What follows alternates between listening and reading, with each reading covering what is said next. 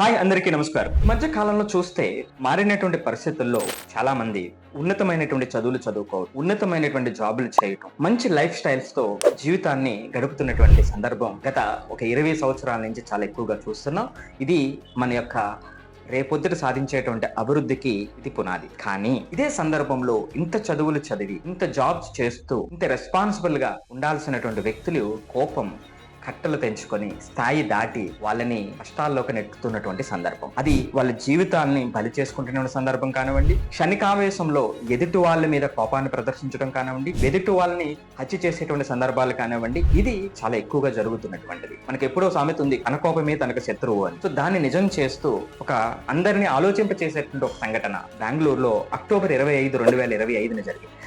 ఏమిటంటే ఒక 24 సంవత్సరాల డెలివరీ బాయ్ అతని ఫ్రెండ్స్ తో కలిసి ఒక 2 వీలర్ మీద వెళ్తూ ఉండగా పక్కన ఒక కారులో ఒక ప్రైవేట్ ఎంప్లాయ్, ఒక ట్రైనర్, మార్షల్ ఆర్ట్స్ ట్రైనర్ వీళ్ళ కారులో వెళ్తూ ఉన్నారు. అక్కడ ఉన్నటువంటి సందర్భంలో వాళ్ళ యొక్క సైడ్ మిర్రర్ కి వీళ్ళ బైక్ తగలటం, గీత పడటం జరిగింది. వీళ్ళ కోపం కట్టలు తెంచుకుంది. రోడ్ రేష్.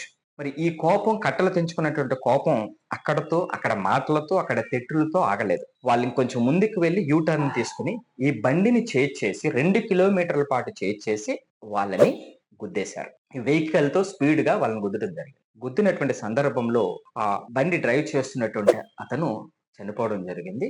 రెండో అతనికి గాయాలైంది. వీళ్ళు కొంత దూరం ముందుకు వెళ్ళినటువంటి వీళ్ళు అంటే చదివారు కదా, అతి తెలివితేటలు. ఈ కారుకు సంబంధించినటువంటి కొన్ని పార్ట్స్ ఇరిగి అక్కడ పడిపోయినాయి కాబట్టి ముఖాలకు గుడ్డలు కట్టుకుని ముసుగులు ధరించి మరలా వెనక్కి వచ్చి ఆ పార్ట్స్ అన్ని తీసుకుని వెళ్ళారు. అంటే అతి సౌఖ్యంగా, అతి సుందరంగా జరుగుతున్నటువంటి జీవితాన్ని చిన్న కోపంతో వీళ్ళు మార్చుకున్నటువంటి తీరు ఇప్పుడు పోలీసులు కేసు కట్టారు. వాళ్ళ మీద కేసు రిజిస్టర్ అయ్యి జైలుకి వెళ్లాల్సినటువంటి పరిస్థితుల్లో ఉన్నారు. సో మీరు దీనికి సంబంధించినటువంటి డిఫరెంట్ మోటివ్స్ ఏదైనా ఉన్నాయా అనేటువంటివి ఇన్వెస్టిగేషన్ చేస్తూ ఉన్నారు.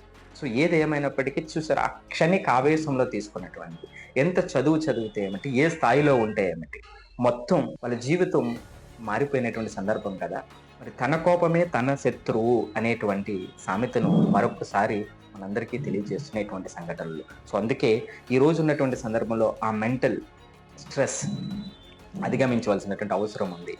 సో మనం ఆ సెల్ఫ్ రెగ్యులేషన్ సాధించాల్సినటువంటి సందర్భం ఉంది. అది నేర్పకపోతే చిన్నప్పటి నుంచి పిల్లలకి ఏ స్థాయిలోకి వెళ్ళినా సరే అది ఎంతవరకు నిలకడగా ఉంటుంది ఆ స్థాయి అనేటువంటి చెప్పలేనటువంటి పరిస్థితి. సో అందుకే సెల్ఫ్ రిలియంట్గా పిల్లల్ని తయారు చేయాల్సినటువంటి అవసరాన్ని ఇటువంటి సందర్భాలు నొక్కి చెబుతున్నాయి.